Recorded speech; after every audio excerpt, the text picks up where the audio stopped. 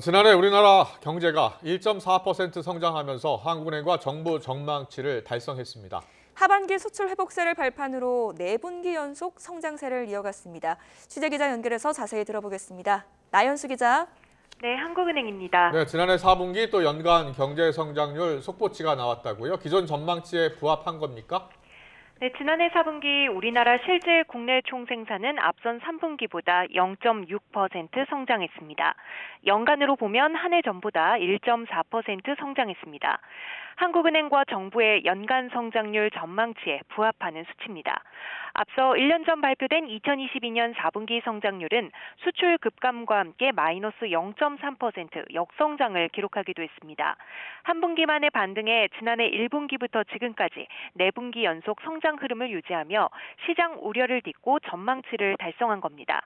다만 2022년 연간 성장률이 2.6% 수준이었던 걸 고려하면 가까스로 전망치에 도달한 것이지 성장률 자체가 높은 수준은 아닙니다. 코로나19 팬데믹 첫 해인 2020년 역성장 수치를 제외하면 최근 10년 동안 이례적으로 낮은 수준입니다.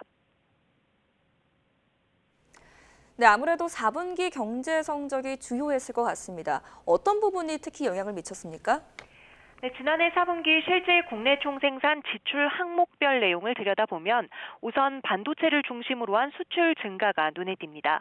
2.6% 증가하면서 지난 3분기부터의 회복 흐름을 이어갔고요.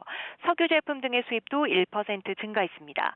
민간 소비와 정부 소비도 각각 0.2%와 0.4% 늘었습니다. 민간 소비의 경우 재화 소비는 줄었지만 거주자의 국외 소비 지출이 늘었습니다. 설비 투자도 운송 장비 등이 3% 늘었지만 건설 투자는 건물과 토목 건설 모두 줄면서 4.2% 감소했습니다. 4분기 성장률에 가장 크게 기여한 항목은 수출에서 수입을 뺀 순수출입니다. 국내에서 생산된 최종 생산물의 실제 구매력을 나타내주는 지표인 실제 국내 총소득 증가율은 4분기에는 0.4%로 경제 성장률을 밑돈 반면 연간으로는 1.4%로 경제 성장률과 같았습니다. 지금까지 한국은행에서 전해드렸습니다.